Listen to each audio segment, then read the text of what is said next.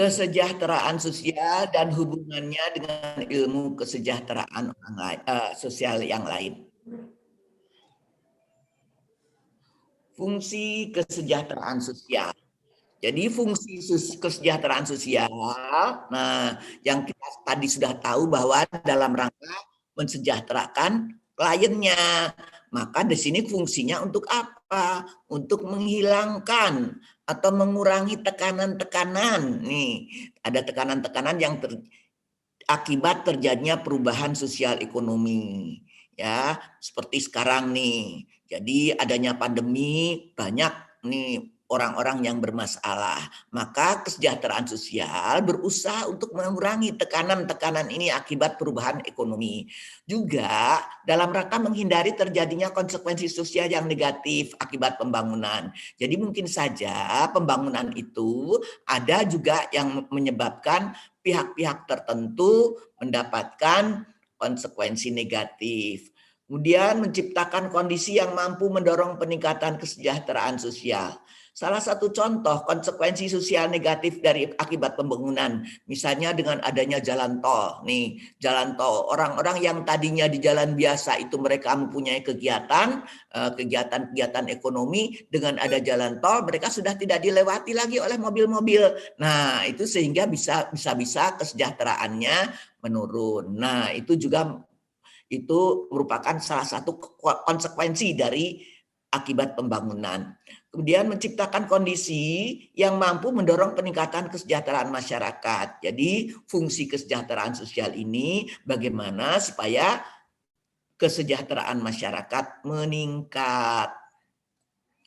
Nah, sekarang kita lihat fungsi kesejahteraan sosial itu ternyata banyak versinya.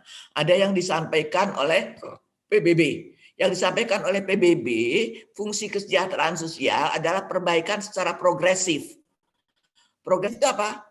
Kemajuan, ya. Jadi perbaikan tapi secara berkemajuan dari kondisi kehidupan seseorang. Nah, apa saja? Yang pertama di sini. Yang pertama di sini penggunaan apa? ABCD-nya mana itu? Nih, ini ada ABA-nya itu pertama penggunaan dan penciptaan sumber komunitas untuk tujuan pembangunan. Ya, di sini yang paling bawah ini.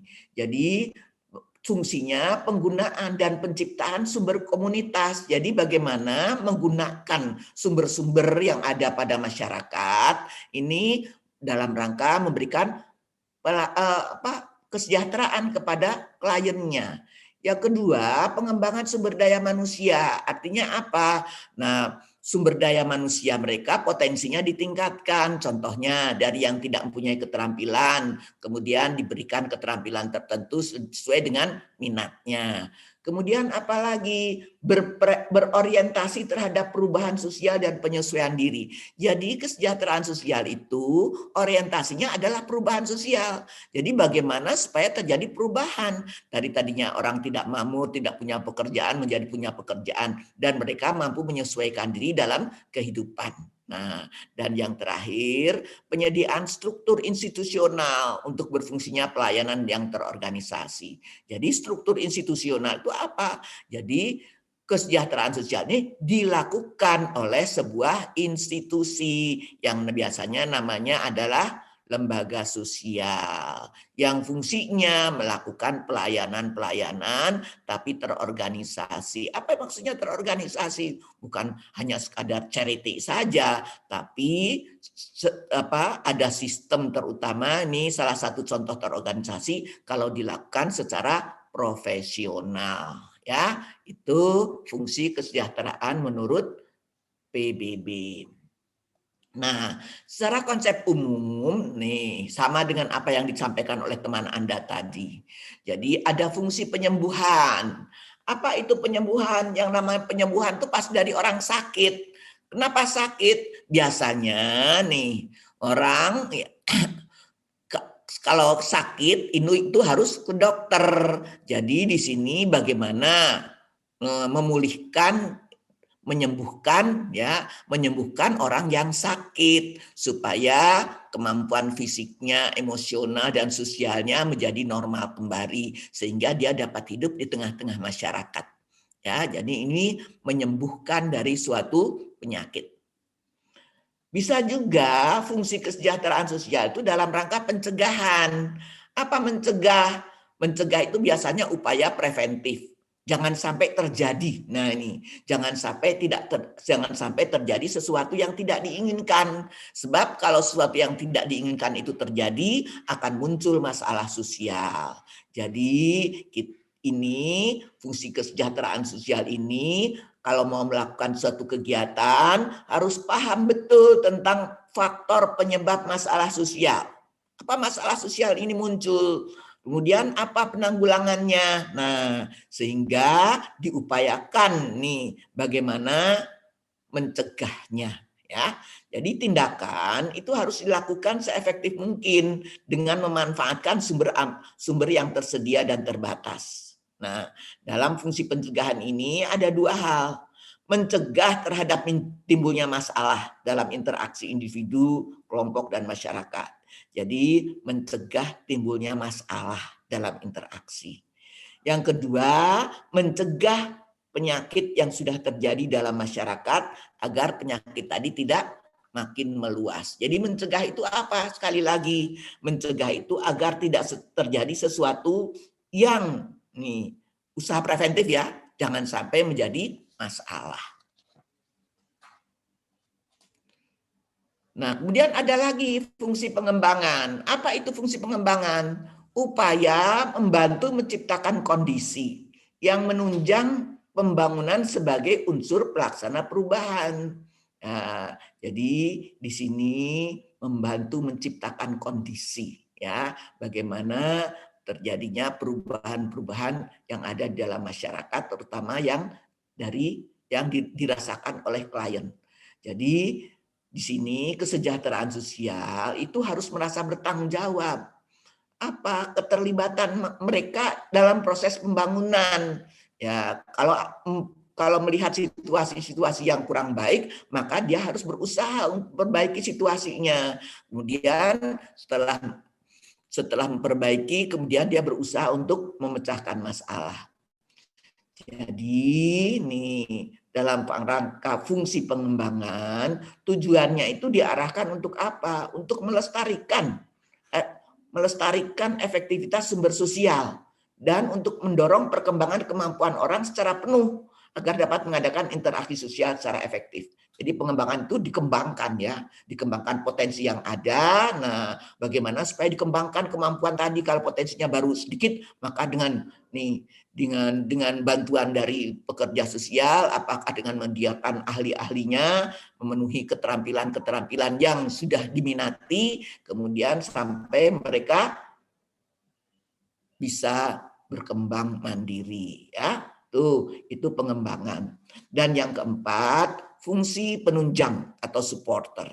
Nah, sebagai penunjang maka fungsinya adalah membantu mencapai tujuan dalam bidang lain, misalnya kependudukan. Jadi dalam kesejahteraan sosial itu dalam bidang kependudukan itu apa misalnya? Kependudukan itu berusaha supaya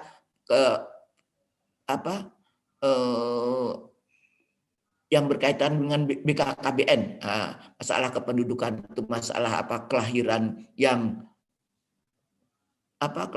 anak yang banyak dan sebagainya, itu juga dibutuhkan sebagai penunjang ya. Kemudian sekarang kita membahas tujuan kesejahteraan sosial. Nah, apa sih tujuan kesejahteraan sosial itu? Yang pertama, untuk mengurangi tekanan yang diakibatkan oleh perubahan sosial ekonomi. Nah, yang sangat-sangat kita rasakan sekarang ini dengan adanya pandemi. Dengan adanya pandemi ini banyak sekali masyarakat yang terpuruk.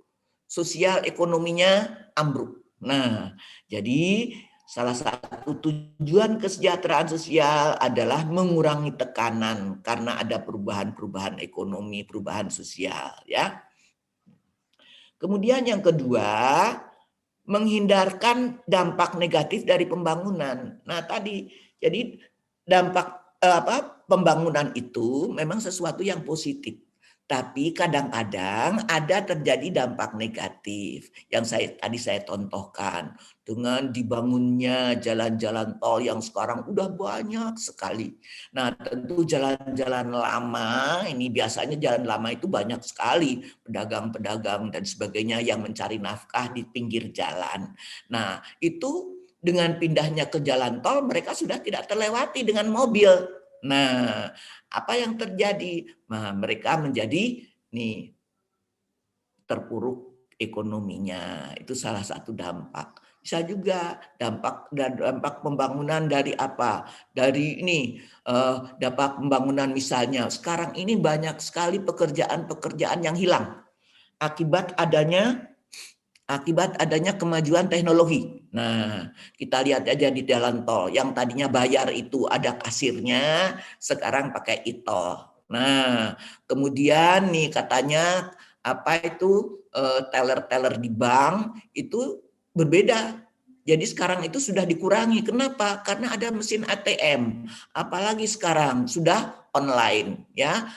Bank perbankan itu prosesnya sudah melalui online, sehingga apa? Kadang-kadang orang nggak perlu ke kantor ambil duit dan sebagainya, itu hanya cukup dengan jari-jarinya saja. Nah, itu merupakan salah satu dampak negatif. Jadi ada banyak pekerjaan yang hilang karena pembangunan. Ya, itu. Kemudian yang ketiga, menciptakan kondisi yang mampu mendorong peningkatan kesejahteraan masyarakat. Semuanya dilakukan melalui peningkatan interaksi antar manusia dengan lingkungannya. Misalnya nih ya, tujuan kesejahteraan sosial, misalnya dalam suatu masyarakat petani. Nah, petani itu misalnya sekarang bagaimana mereka lebih sejahtera. Mungkin diajari sekarang cara pertanian hidroponik itu luar biasa.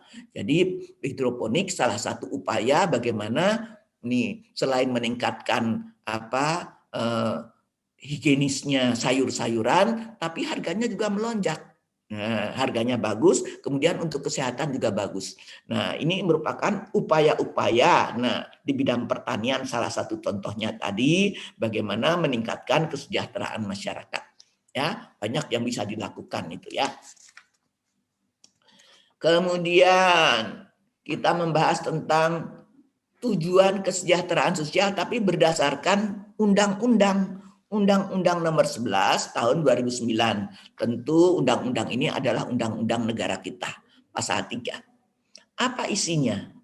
Yang satu, meningkatkan taraf kesejahteraan, kualitas dan kelangsungan hidup. Jadi salah satu tujuan kita melaksanakan kegiatan kesejahteraan sosial adalah meningkatkan taraf kesejahteraan. Sejahtera meningkat. Nah, dari yang penghasilannya kurang menjadi terpenuhi, bahkan bisa lebih. Nah, itu ya. Jadi kualitasnya juga kelangsungan hidupnya itu ditingkatkan. Kemudian yang kedua, berdasarkan undang-undang ini tujuannya adalah memulihkan fungsi sosial dalam rangka mencapai kemandirian. Fungsi sosial itu apa? Fungsi itu peranannya. Nah, dia peran sebagai pemenuhi kebutuhannya. Kemudian apalagi fungsi sosial itu dapat mengatasi permasalahannya.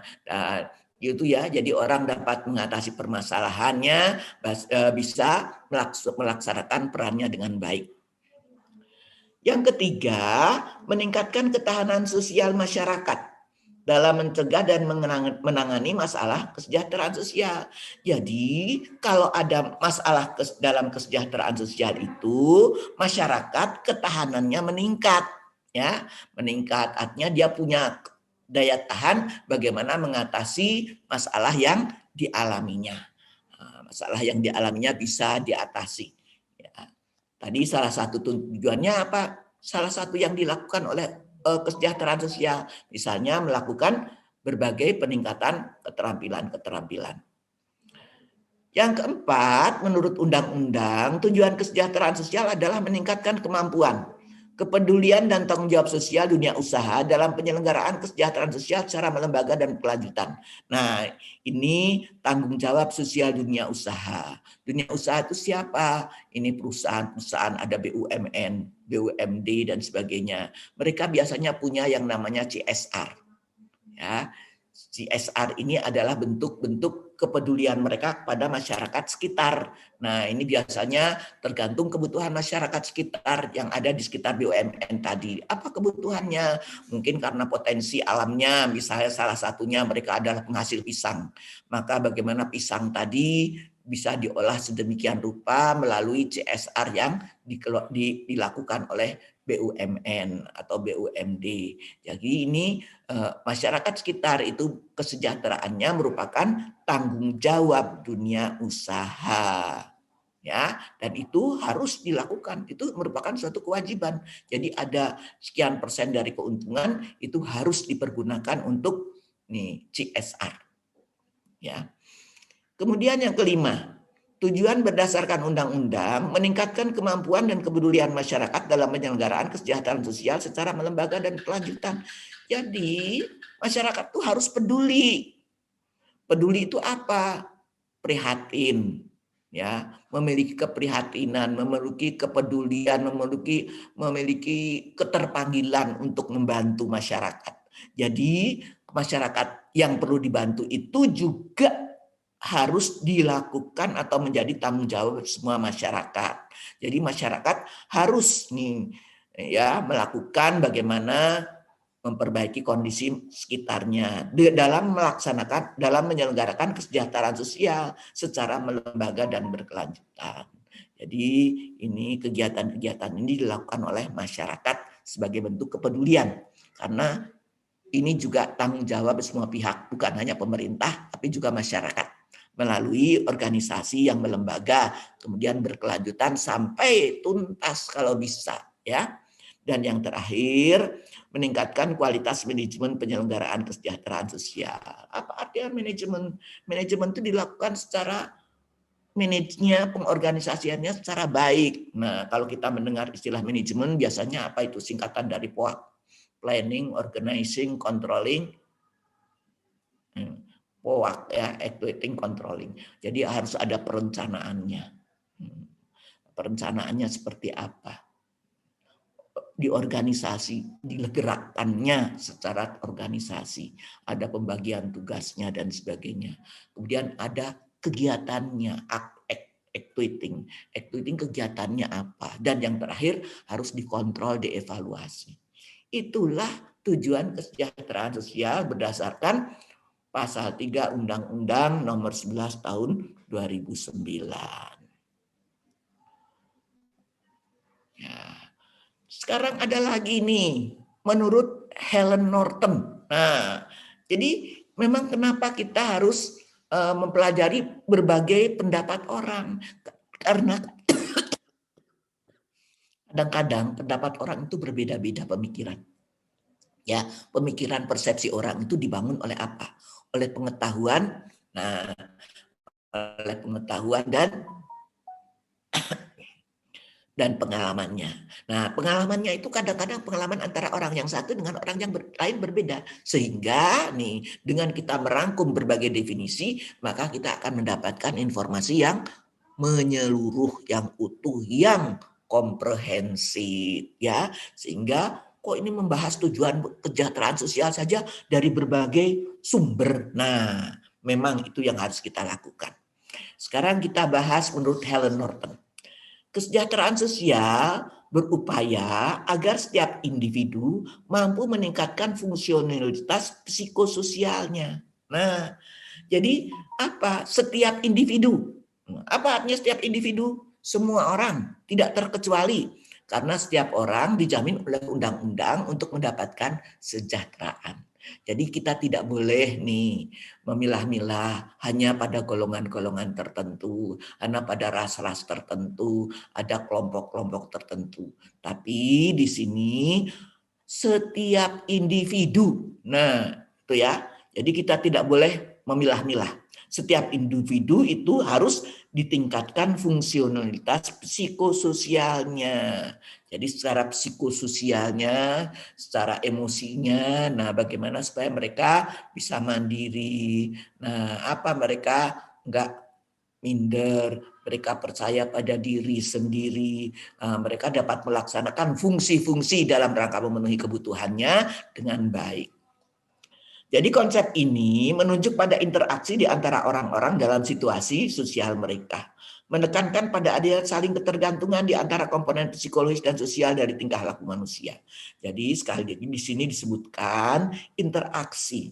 Interaksi dalam situasi sosial mereka. Kalian nanti sebagai pekerja sosial, nih dalam rangka memberikan pelayanan kesejahteraan sosial, maka ada saling ketergantungan di sini ya. Apa itu ketergantungan dalam interaksi yang kalian lakukan kepada klien Anda itu ada ketergantungan komponen psikologis dan sosial. Psikologis berkaitan dengan kejiwaan, sosial berkaitan dengan orang lain, lingkungan manusia di sekitarnya. Jadi diharapkan bahwa setiap orang yang kita bantu tadi menyadari peran sosialnya. Ya. Kemudian apalagi dia harus sadar akan dirinya, akan menjadi apa dirinya, nih posisinya sebagai apa. Nah itu ya, jadi peranan sosial itu apa? Peranan sosial itu dapat melakukan sesuai dengan posisinya. Contohnya yang pernah saya sampaikan kepada kalian. Kalian itu mempunyai posisi, mungkin posisinya di rumah sebagai anak. Anak itu apa kewajibannya? Nih, taat kepada orang tua. Posisi mahasiswa, kamu belajar. Berarti kalau kamu belajar, kamu bisa melaksanakan peran. Nah, demikian juga pada masyarakat umum, dia dapat melaksanakan peran sosialnya kalau dia dapat memenuhi kebutuhannya. Bagi seorang ayah, dia dapat bekerja, punya mata pencaharian, memenuhi kebutuhan keluarga. Berarti dia mampu melaksanakan peran sosialnya. Jadi orang yang kita bantu tadi dia harus sadar apa sih dirinya. Oh dirinya seorang ayah. Seorang ayah harus apa? Harus memenuhi kebutuhan keluarganya. Nah menjadi apa ya. Jadi hari ini berkenaan dengan sikap seseorang terhadap dirinya. Jadi bagaimana sikap dia terhadap dirinya, bagaimana sikap dia terhadap orang lain, kemudian bagaimana perasaan identitasnya. Nah orang yang biasanya mampu memenuhi kebutuhan dirinya, peran identitasnya dia jelas, identitasnya dia merasa dia adalah orang yang mandiri, orang yang berperan dengan baik, dan dia punya rasa percaya diri yang tinggi ya. Jadi di sini kemampuan pribadinya tinggi. Kemudian juga dia punya nilai-nilai sebagai pedoman dalam menentukan pemenuhan kebutuhan. Pengungkapan potensi yang dimilikinya sehingga diharapkan setiap orang mampu beradaptasi terhadap situasi yang dihadapinya. Jadi sekali lagi tujuan kesejahteraan sosial di sini bagaimana supaya setiap orang tadi mampu berperan ya sesuai dengan posisinya sehingga dia bisa melakukan hubungan sosial ya bagaimana sikap terhadap dirinya terhadap orang lain identitasnya kemudian berkaitan dengan nilai-nilai yang dianutnya dalam kehidupan.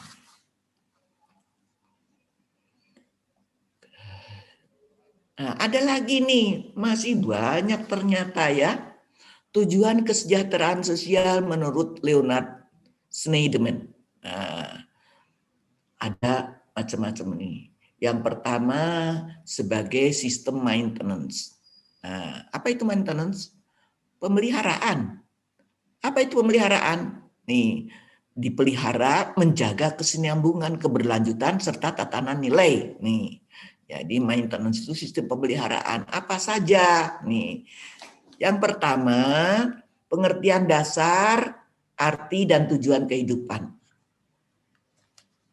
Jadi, maintenance memelihara itu supaya orang sadar apa sih arti kehidupan buat setiap individu yang dibantu.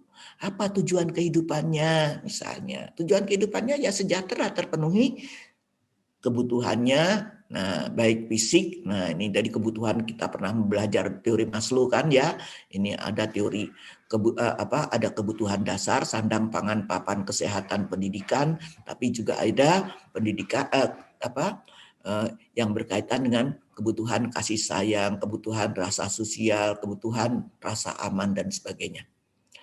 Kemudian yang kedua, pemeliharaan ini berkaitan dengan mempertahankan kelangsungan kehidupannya. Jadi dia punya motivasi bahwa kehidupan ini harus berjalan dengan sebaik-baiknya.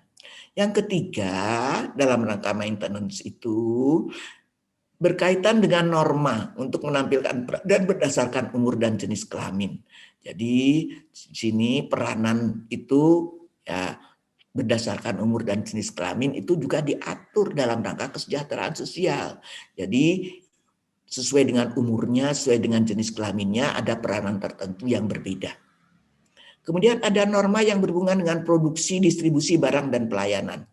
Nah, ini kalau misalnya berkaitan dengan orang yang melakukan kegiatan-kegiatan di bidang ini ya ekonomi ya, itu tentu bagaimana mereka memelihara ya.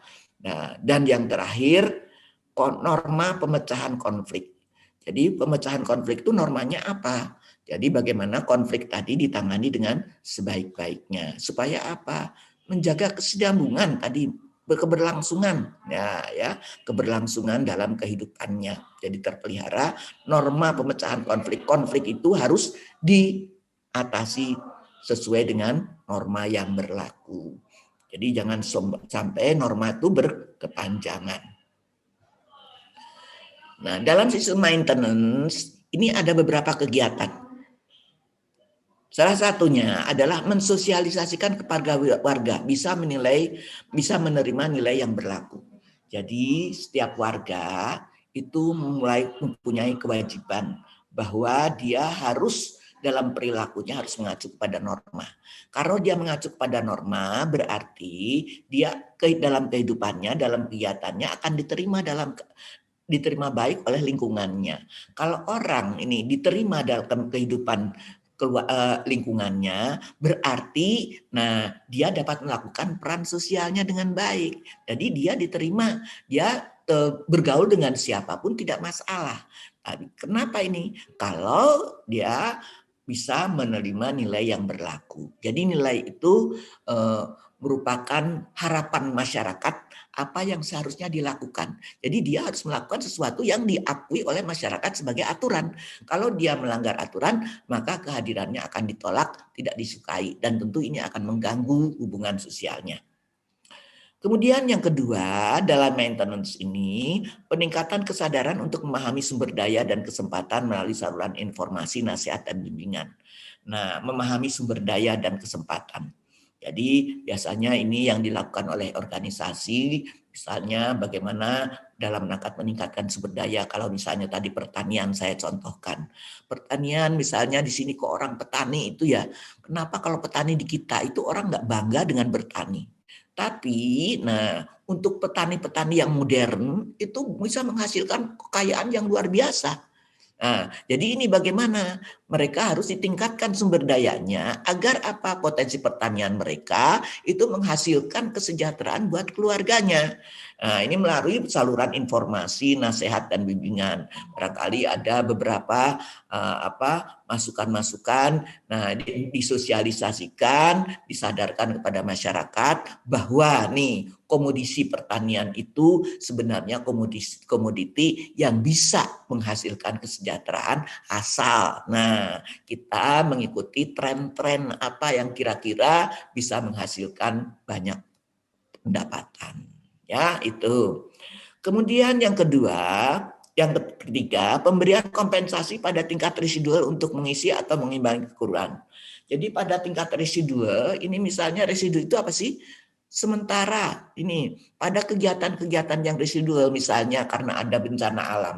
Karena ada bencana alam biasanya mereka masuk dalam camp-camp. Camp-camp apa? Camp-camp pengungsian. Camp-camp pengungsian itu yang sifatnya mereka kena bencana itu kan tidak selamanya. Jadi hanya sifatnya residu. Nah, itu harus diberikan kompensasi. Misalnya apa? Dikasih makanan ya untuk sandang, pangan, selimut apa sesuai dengan kebutuhannya. Jadi untuk mengimbangi kekurangan-kekurangan. Nah, itu sistem maintenance. Yang kedua, kemudian ternyata sebagai sistem kontrol. Ya, jadi ini kita balik lagi, ini pendapat siapa? Pendapat Leonard Snyderman. Ya, sebagai sistem maintenance, kita sudah jelaskan, sekarang sebagai sistem kontrol. Apa itu? Bisa mengontrol secara efektif terhadap perilaku yang menyimpang dan pelaksanaannya. Jadi kalau ada perilaku-perilaku yang menyimpang, dikontrol. Ya, pelaksanaannya apa? Yang pertama, melakukan intensifikasi fungsi pemeliharaan berupa kompensasi, resosialisasi, dan penyadaran terhadap warga yang menyimpang agar melakukan self-control. Nah, intensifikasi fungsi pemeliharaan. Jadi pada orang-orang yang berperilaku menyimpang, nih, misalnya apa? Kelakuan remaja, kenakalan remaja, atau kecanduan narkoba. Nah, pada orang yang kecanduan narkoba ini perlu dilakukan apa? Berupa kompensasi dan resosialisasi, ya. Mereka diberikan penyadaran supaya apa? Mereka mampu melakukan pengontrolan terhadap dirinya supaya kecanduannya bisa berkurang. Kalau bisa, kalau lebih bagus lagi kalau mereka lepas dari masalah tadi, ya, bisa terkontrol. Nah, itu sebagai sistem kontrol. Jadi orang yang kecanduan atau nakal tadi, nah, bisa sadar bahwa kelakuannya menyimpang dan dia bisa melakukan kontrol dirinya agar tidak melakukan perilaku yang menyimpang. Yang kedua, dalam sistem kontrol itu, mereka menggunakan prosedur hukum dan peraturan untuk melakukan pengawasan eksternal bagi warga yang menyimpang. Kalau dia tidak mampu mengatasi diri, mengontrol dirinya sendiri, maka di sini diperlukan prosedur hukum. Nah, apa yang dilakukan? Nah, ini bisa misalnya kalau kena narkoba itu dimasukkan dalam sebuah apa? Dalam sebuah rehabilitasi kalau dia tidak mampu melakukan secara sendirian, maka dalam sebuah rehabilitasi narkoba tadi maka akan dilakukan pembinaan kontrol supaya apa nih, ada pengawasan eksternal bagi warga yang menyimpang, ada aturan-aturannya, ya. Jadi itu tujuan kesejahteraan sosial yang disampaikan oleh Leonard tadi. Jadi apa kesimpulannya? Nih, yang ketiga nih, lupa saya. Yang ketiga adalah sistem change. Apa sistem change? Sistem change itu melakukan perubahan ke arah sistem yang lebih bagus. Jadi kesejahteraan sosial itu merupakan instrumen alat yang dapat dicegah hambatan terhadap terwujudnya. Nah, ini partisipasi dalam pengambilan keputusan secara penuh dan adil. Jadi, tatkala kita mau melakukan suatu perubahan, maka apa yang harus dilakukan? Partisipasi. Jadi orang yang klien tadi itu diminta pendapatnya. Kira-kira apa yang ingin didapatkan mereka dari aspek perubahan, dari adanya pelayanan atau perubahan yang dilakukan oleh Anda misalnya seorang pekerja sosial. Jadi mereka harus berpartisipasi dalam pengambilan keputusan secara penuh dan adil. Jadi jangan sampai mereka tidak dilibatkan, karena mereka ini dilibatkan dalam pemikirannya. Nah, maka apa yang terjadi? Mereka merasa bertanggung jawab. Contohnya tadi kita mau melakukan perubahan pada masyarakat petani yang tradisional menjadi bertani secara modern. Nah, tentu di sana harus ada partisipasi, ada keinginan dari mereka apa yang ingin mereka lakukan. Ya, jadi pengambilan keputusan itu harus dilakukan secara adil dan penuh. Artinya supaya apa? Supaya mereka serius, supaya mereka bertanggung jawab, ya, melakukan pekerjaannya dengan benar. Kemudian distribusi sumber yang lebih adil dan merata. Jadi kita nggak boleh memilih. Oh, yang ini kita prioritaskan, sementara yang ini, ini karena kita nggak suka, maka ini ada diskriminasi. Nah, diskriminasi itu dalam sistem perubahan kesejahteraan sosial tidak dibenarkan. Semua orang memiliki hak yang sama untuk berubah, untuk menjadi sejahtera. Dan yang ketiga di sini penggunaan kemungkinan yang ada dalam struktur sistem secara lebih banyak dan lebih adil. Jadi kalau bisa memungkinkan ada cara-cara yang lain, tidak dibatasi, dipersilakan. Tapi yang penting dilakukan lebih adil dan banyak ya upaya-upaya yang dilakukannya. Nah, itu baru berkaitan dengan tujuan. Sekarang silahkan sebelum kita melangkah kepada materi berikutnya, saya ingin bertanya, barangkali di antara kalian ada yang ingin.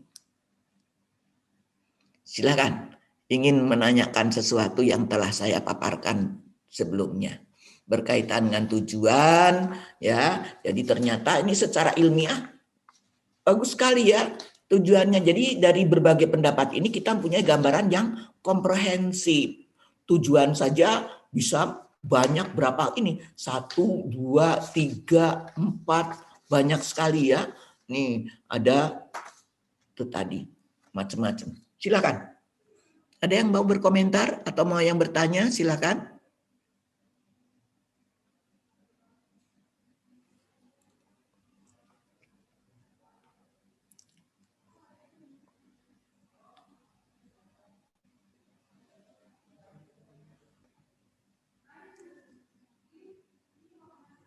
Ini partisipannya ada 50, berarti ada dari yang dari kelas Bu Hani, ada yang juga dari kelas itu ya, kelas C ya. Sebagian. Ada yang kelas C sebagian. Hari Rebo tadi, yang hari Rebo. Ya. Kebetulan hari Rebo Ibu ada halangan, jadi ada yang bergabung dengan kelas. Silahkan kalau ada yang ingin bertanya. Silahkan. Ada nggak? Audi siapa? Gazi, Yayang. Eka. Kita jadikan punya gambaran kan yang banyak ya.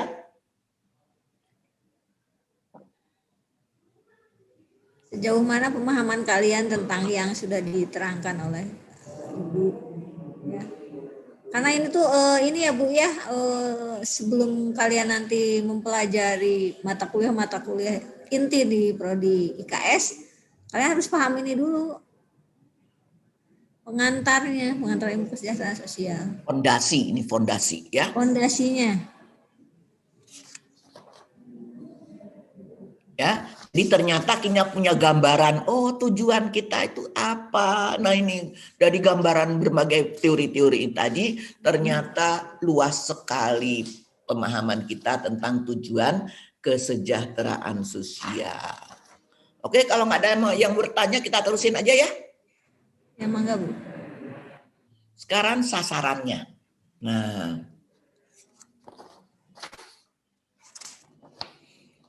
sasaran kesejahteraan sosial. Negara itu bertanggung jawab ya atas penyelenggaraan kesejahteraan sosial yang penyelenggaraannya ditujukan kepada perseorangan, keluarga, kelompok dan atau masyarakat. Jadi sasarannya siapa? Bisa individu, bisa keluarga, bisa kelompok, bisa masyarakat ya. Nah, prioritas sasarannya adalah mereka yang memiliki kehidupan yang tidak layak secara kemanusiaan. Yang tidak layak itu apa? Nah, dan memiliki kriteria masalah sosial seperti apa? Kemiskinan, keterlantaran, kecacatan, apalagi keterpencilan. Kenapa terpencilan ini merupakan masalah sosial? Karena mereka tidak bisa berhubungan dengan masyarakat di tempat lain. Keterpencilan itu ya misalnya karena memang terpencil jauh dari tetangganya, sehingga mereka ini akses untuk melakukan kegiatan-kegiatan dalam rangka pemenuhan kebutuhannya sangat terbatas. Nah, lalu apalagi ketunaan sosial. Apalagi penyimpangan perilaku. Penyimpangan perilaku itu apa sih? Banyak sekali ya penyimpangan perilaku. Bisa karena kejahatan, bisa karena kenakalan. Penyimpangan apalagi penyimpangan perilaku. Pokoknya yang tidak sesuai dengan norma-norma. Ada lagi korban bencana. Nih, korban bencana. Sekarang ini musim hujan ya. Banjir, longsor di mana-mana. Belum lagi ada gunung meletus. Jadi memang Indonesia ini ditetapkan sebagai kawasan yang rawan bencana. Jadi memang kita ini lokasinya rawan bencana. Jadi rawan bencana itu ya gampang kena gempa, belum lagi gunung-gunungnya vulkaniknya banyak, belum lagi nih kontur dari geografisnya itu rawan dengan longsor, belum lagi karena ada masalah kebakaran hutan atau penggundulan hutan menyebabkan juga ini berdampak terhadap tanah-tanah yang rusak ya, sehingga menimbulkan longsor di mana-mana. Korban bencana, korban tindak kekerasan. Nah, korban tindak kekerasan itu apa? Orang dibully. Nah, itu juga merupakan masalah. Yang dibully bisa misalnya banyak sekali kasus-kasus TKW kita atau TKI kita di luar negeri. Bagaimana mereka ini dibully secara kekerasan dalam aspek seksual, kemudian juga kadang-kadang diperas tenaganya tanpa imbalan yang layak dan sebagainya. Mereka kerjanya itu melebihi kerja yang normal. Nah, itu ada juga. Eksploitasi. Eksploitasi itu apa? Eksploitasi itu jadi orang diperlakukan tidak nyaman. Jadi eksploitasi tenaganya dikuras, tapi tidak mendapatkan imbalan yang memadai. Nah, itu salah satu bentuk eksploitasi juga. Ya. Kemudian ada diskriminasi. Diskriminasi apa? Perlakuan yang tidak adil. Nah, itulah yang menjadi sasaran dari kesejahteraan sosial. Ya, jadi sasarannya banyak ya. Kemudian sekarang kita membahas tentang konsep dalam kesejahteraan sosial. Nah, tadi kita sudah menyinggung sedikit residual. Ya, jadi konsep yang pertama dalam kesejahteraan sosial itu dikenal dengan istilah konsep residual. Residu. Nah, residu itu apa? Kalau kata kita residu itu biasanya apa? Yang namper-namper ya. Nih. Nah, ini merupakan artinya itu bersifat sementara, insidental. Karena apa? Karena ya kepepet. Karena apa? Karena misalnya salah satu contohnya tadi bencana, ya. Jadi itu sifatnya bantuannya sementara. Jadi di sini lembaga kesejahteraan sosial itu akan bekerja kalau struktur masyarakat yang normal mengalami disfungsi. Nah, apa itu struktur masyarakat yang normal? Biasanya masyarakat dapat melaksanakan kegiatan-kegiatannya dengan normal. Seperti sekarang pandemi ini. Pandemi itu juga banyak yang mengakibatkan struktur masyarakat mengalami disfungsi. Banyak yang macet. Jadi kadang-kadang ya pedagang-pedagang di pasar itu harga sayur itu murah, tapi meskipun sudah murah, nggak ada yang beli. Karena apa? Daya beli masyarakat rendah. Jadi daya beli masyarakat rendah itu karena apa? Karena adanya bencana sebagai salah satu dampak dari pandemi ini. Ya, perekonomian masyarakat banyak yang terganggu. Ya, ini jadi struktur masyarakat yang normal mengalami disfungsi. Nah, biasanya ini bagaimana supply untuk memenuhi kebutuhan manusia ini terganggu. Ya. Nah, jadi dalam konsep residual melakukan kesejahteraan residual ini merupakan kegiatan sebagai sarana terakhir apabila struktur masyarakat atau warga masyarakat yang kena gangguan tidak berfungsi. Nah, tadi tidak berfungsi apa? Karena ya misalnya kena bencana, yang tadinya dia punya pekerjaan menjadi tidak punya pekerjaan. Artinya apa? Artinya gangguan warga masyarakat tidak berfungsi, tidak bisa mencari nafkah. Baru di sini lembaga sosial bekerja. Sehingga ada penampungan, salah satu contohnya karena ada bencana alam nih, bisa karena tanah longsor atau bisa juga karena apa sekarang nih banyak ya kejadian, maka baru bekerja setelah tadi fungsi keberfungsian masyarakat terganggu. Jadi di sini fungsinya nih lembaga kesejahteraan sosial itu hanyalah sebagai pengganti karena sifatnya emergensi. Emergensi hanya sebagai pelengkap saja. Ya, tuh. Itu namanya konsep residual. Nah, apa syarat ciri-ciri dari residual? Pengaturan bagi orang yang bertingkah laku menyimpang dan terlantar.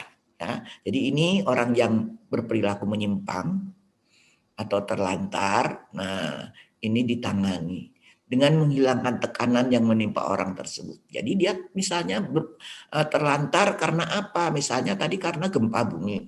Maka tekanan tadi diupaya dihilangkan dengan apa? Pemberian makanan-makanan, nih selimut dan sebagainya yang sering kita lihat bagaimana para pengungsi ini mendapatkan bantuan. Secara tradisional, sasaran program kesejahteraan sosial adalah orang miskin, terlantar, jompo, cacat, dan warga masyarakat yang mengalami disfungsi sosial. Tadi saya katakan disfungsi sosial, apa itu disfungsi? Tidak berfungsi. Tidak berfungsi apa? Tidak bisa melakukan peranannya dalam rangka memenuhi kebutuhannya. Nah, itu jadi dia kalau punya masalah nggak bisa dicari solusinya, nggak bisa menangani masalahnya. Nah, itu artinya disfungsi. Program kesejahteraan sosial diadakan untuk memenuhi kebutuhan darurat perorangan. Kalau mereka tidak mampu memenuhi sendiri melalui lembaga yang normal. Nah, orang-orang yang ada dalam bencana tadi, di pengungsian tadi, mereka tidak mampu memenuhi kebutuhannya sendiri. Karena, nah ini akses untuk bekerjanya nggak bisa, nggak ada. Nah, jadi di sini kesejahteraan sosial berusaha untuk menghilangkan masalah masyarakat yang terlantar melalui kemurahan masyarakat mampu. Sehingga apa yang dilakukan ini adalah penggalangan dana. Sehingga berbondong-bondong masyarakat yang ingin membantu, bahkan apa program-program televisi ini ya, masing-masing kelompok, masing-masing kumpulan dari warga-warga berusaha untuk membantu. Ada yang membantu dengan uang, ada yang membantu dengan mengirimkan makanan, selimut atau apapun yang dibutuhkan oleh orang yang mengungsi. Itulah kegiatan kesejahteraan sosial yang bersifat residual. Ya, jadi konsep residual ini konsep yang sementara saja. Sementara kemudian ada lagi konsep yang kedua, konsep institusional. Konsep institusional ini adalah konsep yang melembaga. Jadi ini dilakukan melembaga. Apa itu melembaga? Sampai betul-betul mereka mentas. Nih ya, mentas dari permasalahannya. Ya, jadi ini dilakukan jangka panjang. Kalau residu tadi hanya sementara, nah, mereka sudah baik pada kembali lagi ke tempatnya dari mengungsi. Sementara kalau konsep institusi ini berlaku dalam waktu yang panjang. Didasarkan pada pandangan bahwa kehidupan masyarakat modern sangat kompleks, diperlukan pelayanan penunjang karena tidak setiap individu dapat memenuhi kebutuhannya, baik melalui keluarga maupun lingkungan kerjanya. Karenanya, kesejahteraan sosial dianggap sebagai suatu sistem pemenuhan kebutuhan yang sangat diperlukan dalam kehidupan masyarakat modern, dalam berbagai pelayanan penunjang untuk membantu program, agar mampu menghadapan lingkungan ekonomi dan sosial yang selalu mengalami perubahan dan menjamin stabilitas dan pengembangan lembaga sosial. Nah, ini salah satu contoh institusional yang melembaga. Yang melembaga itu misalnya tadi yang saya contohkan bagaimana kita membantu masyarakat nih. Ada masyarakat pertanian yang tadinya secara tradisional, kemudian kita berusaha agar masyarakat mau merubah cara bertani mereka menjadi pertanian yang modern. Salah satunya adalah misalnya dengan hidroponik atau apapun ya. Pokoknya yang bisa menghasilkan nilai lebih. Maka yang dilakukan itu harus mulai dari awal sampai selesai mereka betul-betul menjadi sejahtera. Jadi prosesnya bukan hanya sebentar, tapi ini membutuhkan banyak sekali kegiatan-kegiatan ya. Jadi di sini harus sampai tuntas ya. Kita lihat nih konsep institusional. konsep institusional ini bisa juga berhubungan dengan perencanaan sosial, pelayanan sosial atau aksi sosial untuk kepentingan umum. Nah, perencanaan sosial tadi, misalnya tadi perencanaan bagaimana merubah pertanian dari yang tradisional menjadi pertanian yang modern. Nah, itu salah satu bentuk institusional. Jadi mereka diberikan apa? Diberikan bimbingan, penyuluhan, misalnya didatangkan narasumber, ya, sistem sumber. Jadi ini prosesnya ini adalah bagaimana keterlibatan mereka dari mulai perencanaan, pelaksanaan sampai evaluasi. Nah, ini melakukan perencanaan yang bagus ya. Kemudian pelayanan sosial, pelayanan dalam bentuk pelayanan. Ini salah satu bentuk pelayanan itu misalnya apa? Pelayanan dalam panti asuhan atau mengganti keluarga ya. Jadi ada anak asuh nih ya, anak asuh itu misalnya dalam satu keluarga yang utuh itu punya anak 2, maka dititipkan anak yang terlantar menjadi anak yang harus diperlakukan sebagai anak kandung. Nah itu juga ada keluarga pengganti ya, itu juga merupakan salah satu bentuk pelayanan sosial. Jadi waktunya itu panjang sampai anak tadi betul-betul mandiri. Kemudian ada aksi sosial untuk kepentingan umum. Aksi sosial itu biasanya apa? Aksi sosial itu biasanya merupakan kegiatan karena ada masalah. Masalah apa? Masalah yang terjadi di dalam masyarakat, ada salah satu kelompok yang dirugikan. Contohnya, misalnya pada suatu masyarakat, ini ada dibangun sebuah perusahaan. Perusahaan salah satu contohnya tekstil misalnya. Nah ini limbahnya itu tidak dilakukan dengan sebagaimana seharusnya, tanpa AMDAL. Apa yang terjadi?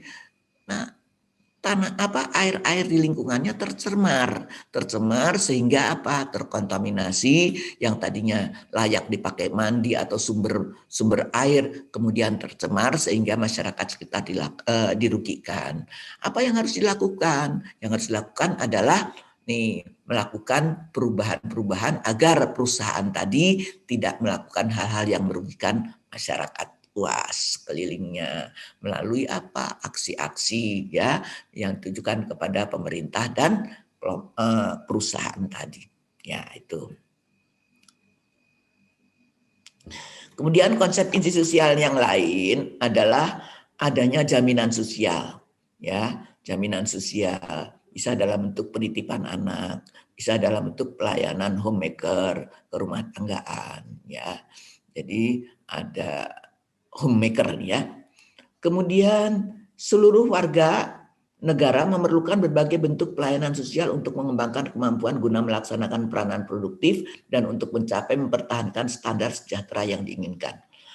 Jadi konsep institusional ini ya, jadi setiap orang yang memerlukan nih ya, maka harus dilakukan kegiatan dalam konsep institusional supaya mereka menjadi berperanan secara produktif ya, bisa mempertahankan kesejahteraan sosial, terpenuhi segala kebutuhannya. Nah, kemudian karena masalah sosial berakar dalam struktur sosial maupun di dalam diri perorangan, maka konsep pengembangan menekankan pada perubahan sosial berencana dan penyediaan sumber pokok yang diperlukan untuk mendukung dan meningkatkan fungsionalitas sosial serta penyediaan pelayanan sesuai penyesuaian diri, misalnya penyuluhan dan penyembuhan.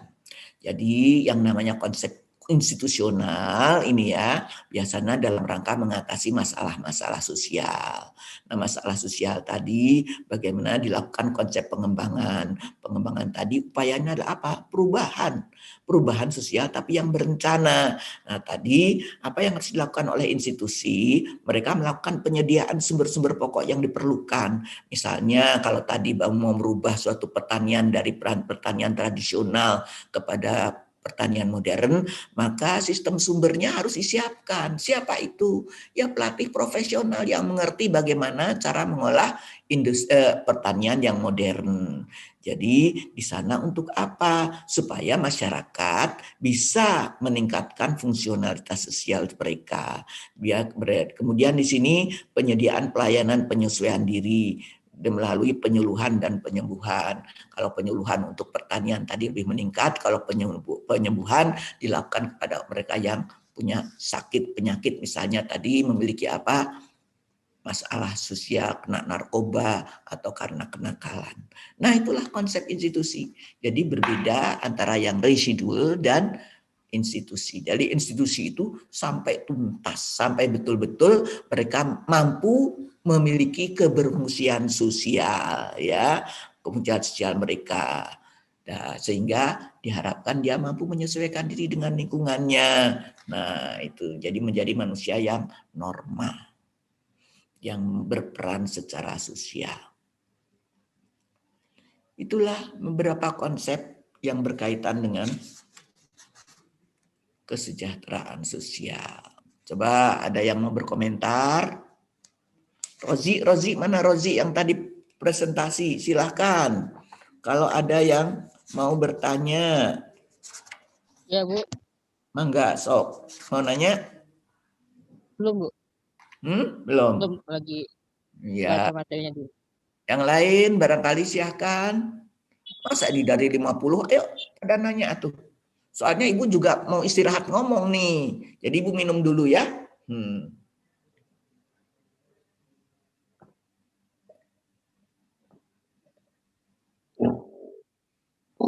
Saya tanya, apakah penjelasan saya bisa dipahami? Rozi? Bisa, Bu. Dipahami? Bisa, Bu. Ngerti ya? Ngerti, Bu. Ya, syukur kalau bisa dipahami. Ya. Ayo, siapa yang mau nanya? Nih. Soalnya partisipannya banyak nih. Ayo.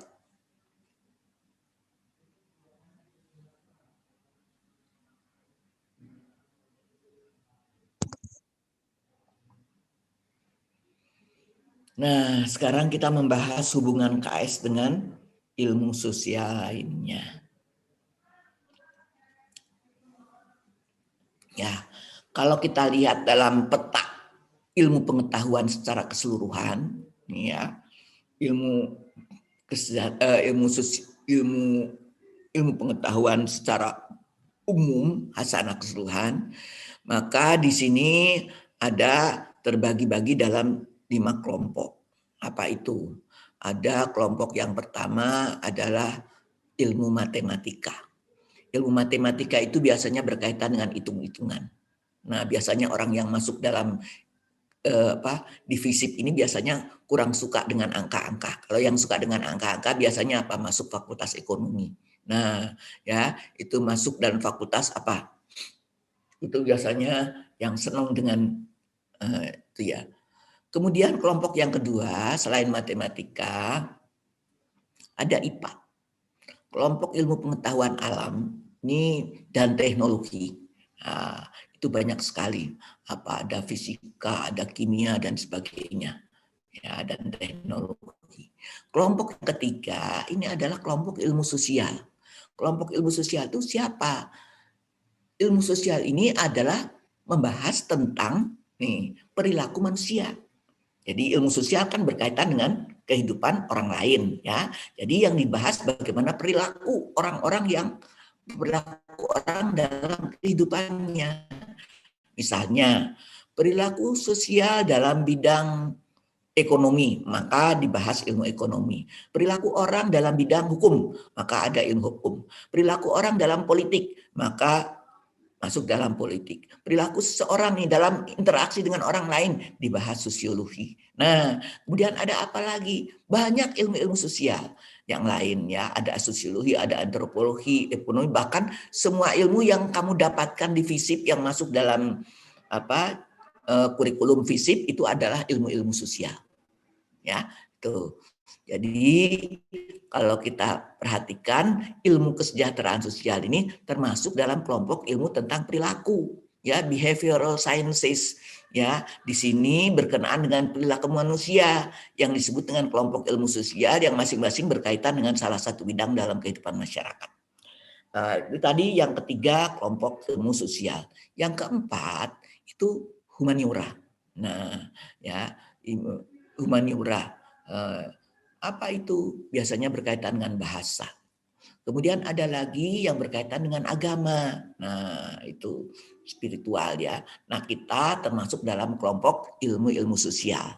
Jadi sekali lagi, ilmu kesejahteraan sosial berkenaan dengan perilaku manusia dalam bidang kesejahteraan sosial. Karena kita dalam rumpun ilmu sosial, maka akan banyak ilmu-ilmu yang terkait dengan kesejahteraan sosial.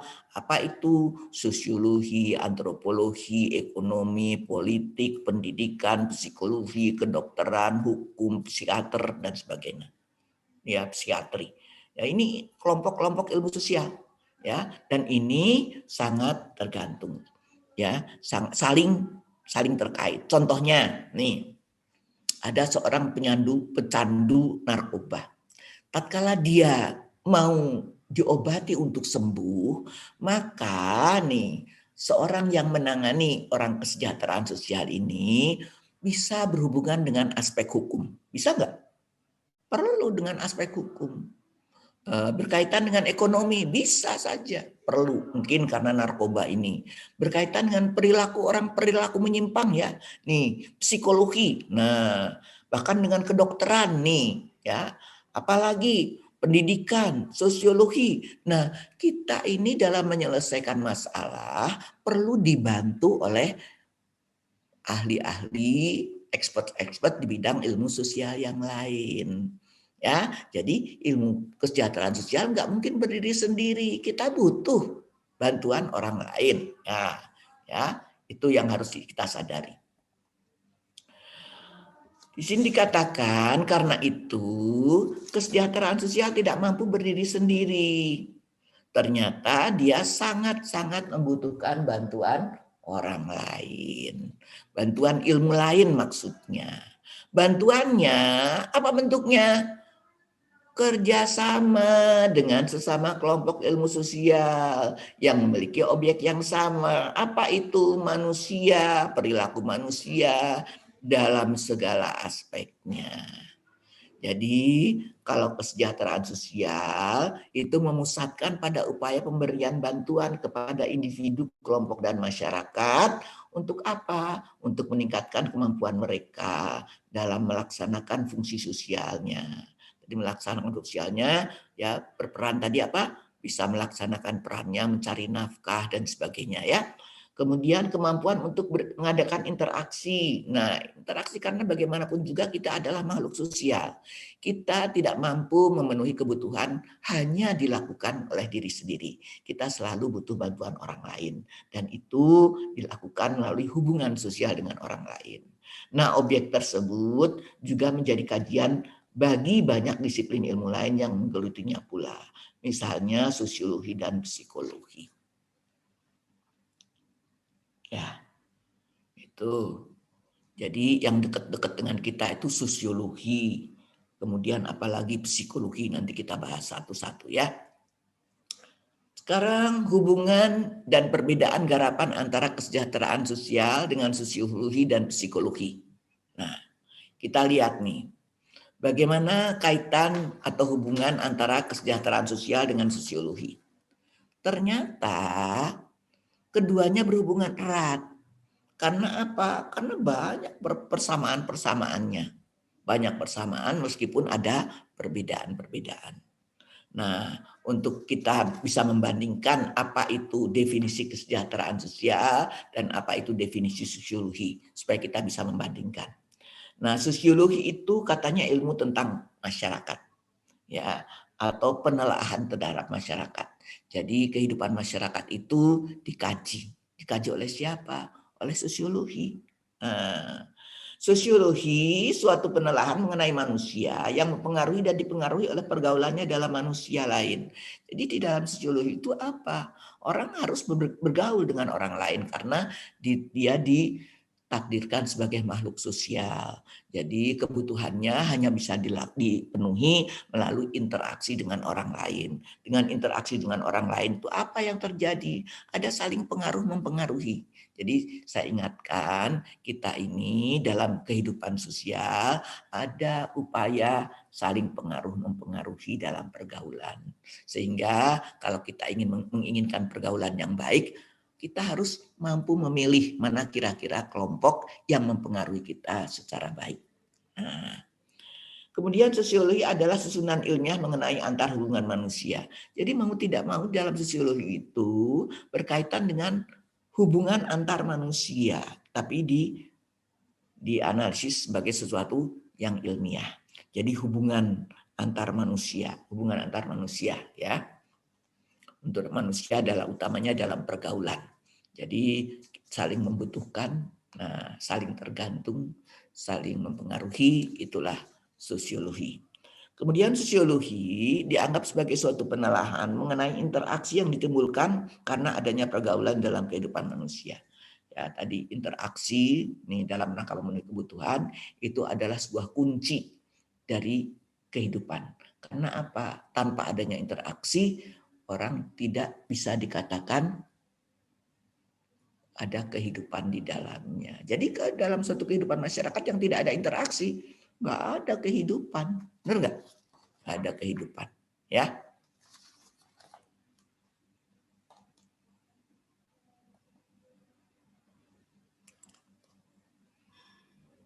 Nah, jadi ternyata sosiologi dan kesejahteraan sosial nih persamaan dan perbedaannya.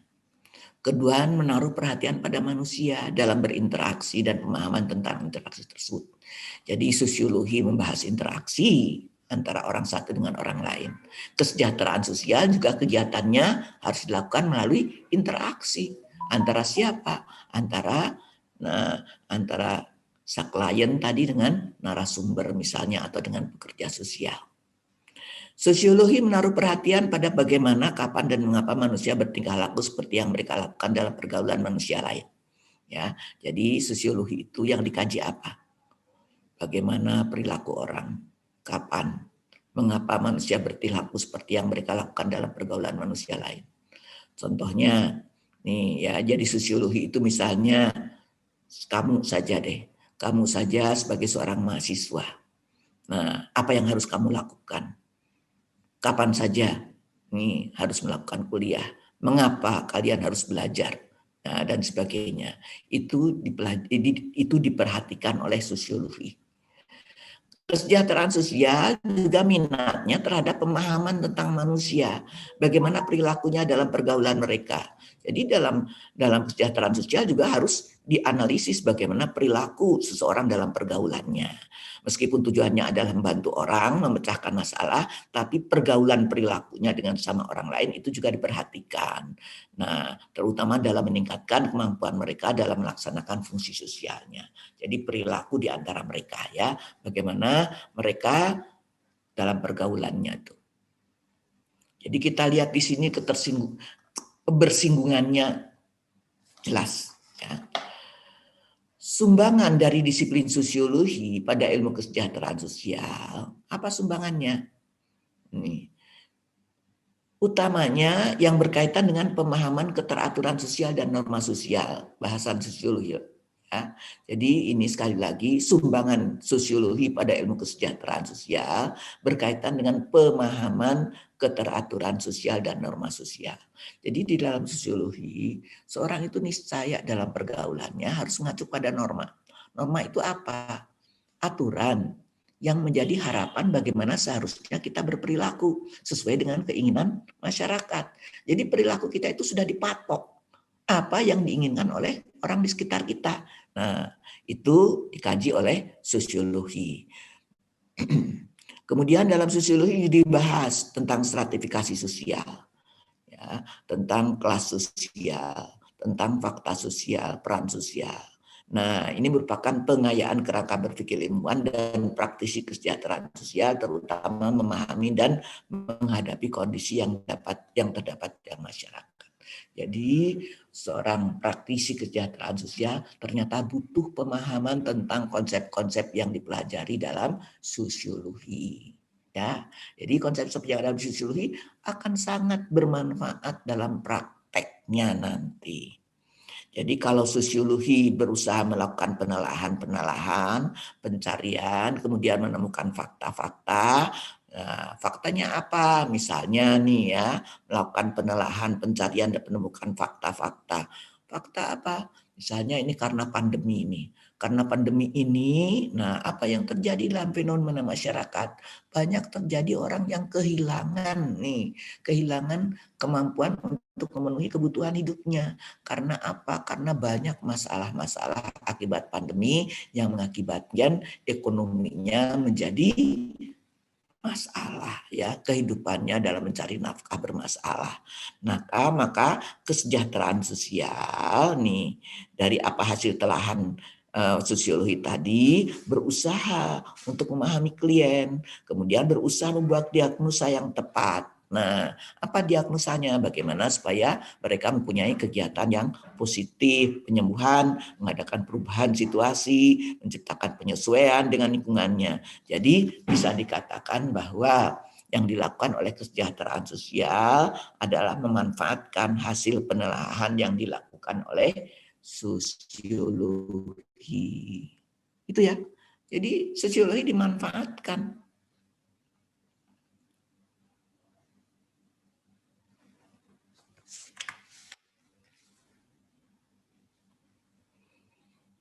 Kita teruskan. Apa sekarang kaitannya kesejahteraan sosial dan psikologi? Nah, kesejahteraan sosial dalam melaksanakan kegiatannya seringkali bersama-sama dengan ahli psikologi. Biasanya bergabung dalam sebuah tim profesional. Misalnya menangani penyembuhan masalah sosial psikologis yang dialami seseorang. Ya, seorang yang melakukan kenakalan remaja misalnya. Maka ada tim profesional. Dia ahli psikologi dan ahli kesejahteraan sosial. Ini ada hasil penelitian Lapire nih ya dalam buku Introduction to Social Work. Psikologi secara historis menaruh minat terhadap sifat manusia secara individu dan berusaha untuk menemukan proses yang terkandung dalam penyesuaiannya dengan lingkungannya, unsur penggerak, dan proses belajar. Jadi menurut Lapire, nah ini secara ternyata psikologi juga menaruh minat terhadap sifat manusia baik secara individual. Dia berusaha untuk menemukan proses-proses dalam penyesuaian diri dan lingkungannya, unsur penggerak, yang semuanya itu juga merupakan kajian dari kesejahteraan sosial.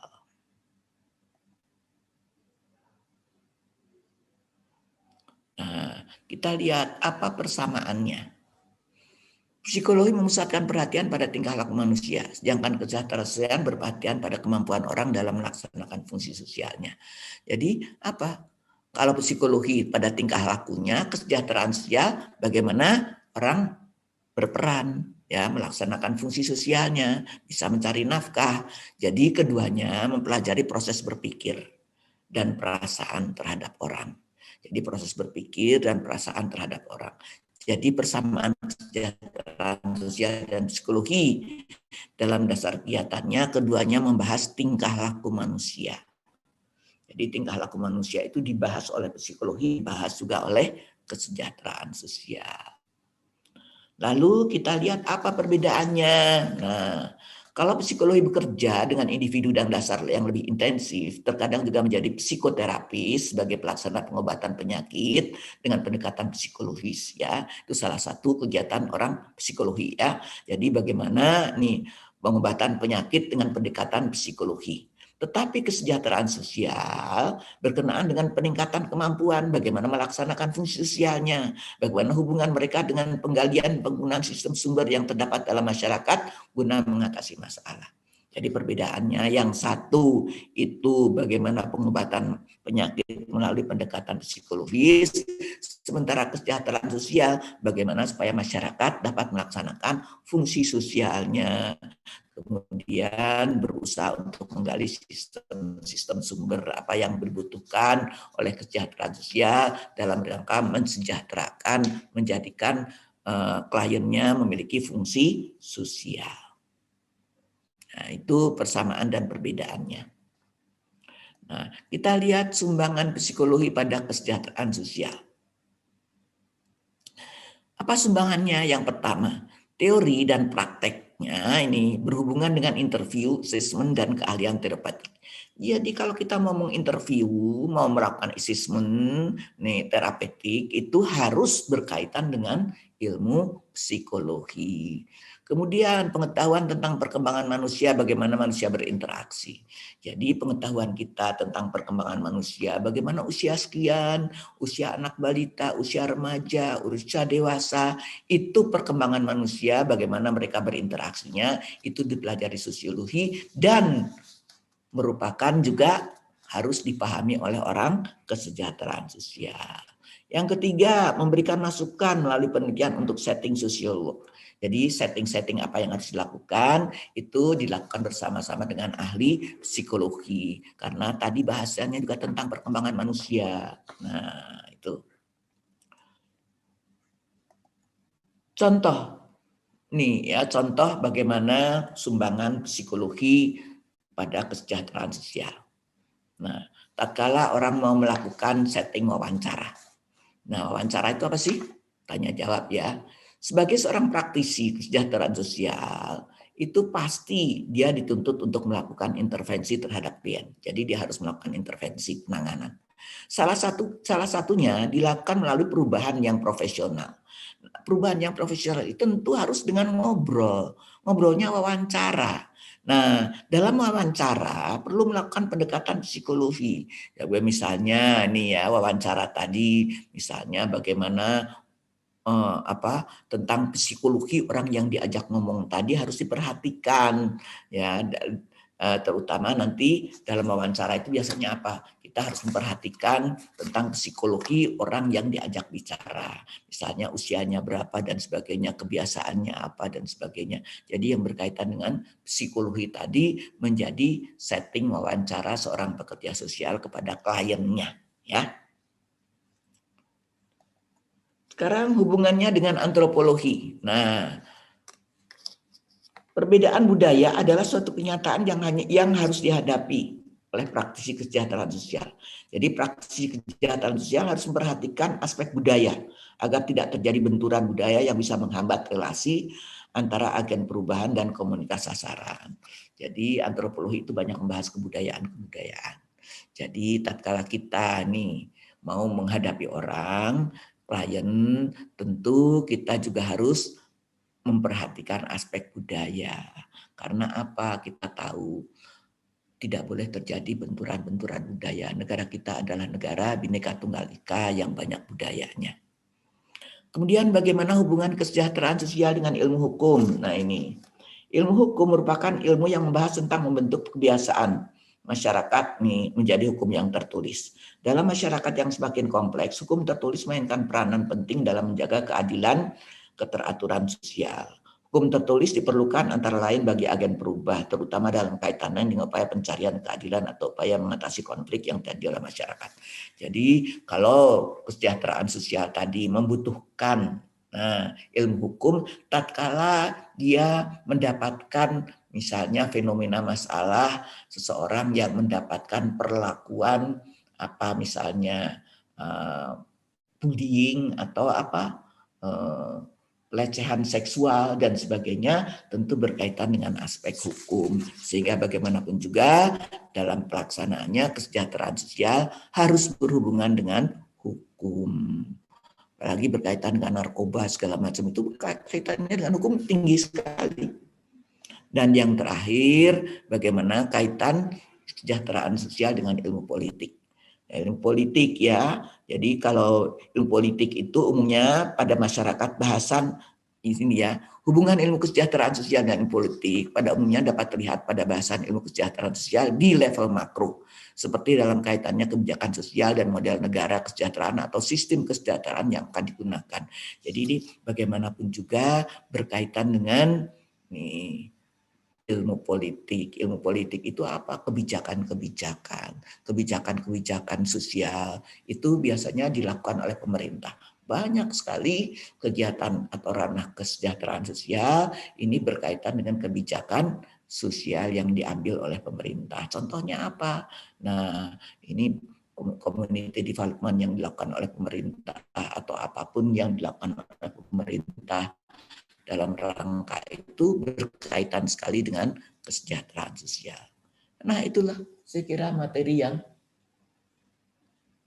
kita sudah selesai.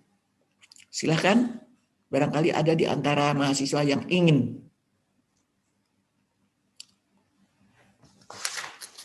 tanya jawab, silakan. Bu Hani, ini karena kita setengah 12 harus pindah kelas lain, kita hanya punya waktu berapa menit lagi? Ya, sampai 5 menit lagi ya, saya kira sampai kita 11:15 ya. Bu Hani, ini di mute jadi nggak kedengaran. Mohon kita kasih waktu 5 menit lagi aja Bu, soalnya nanti ya, Ibu harus lanjut ya. Silahkan teman-teman, ada yang ditanyakan.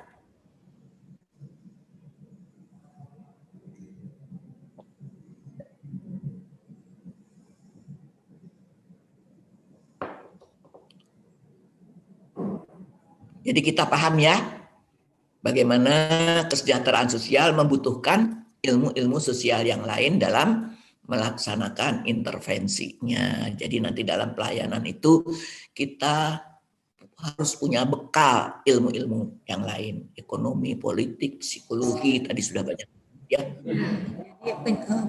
Kan ada yang secara holistik ya Bu. Silakan teman-teman.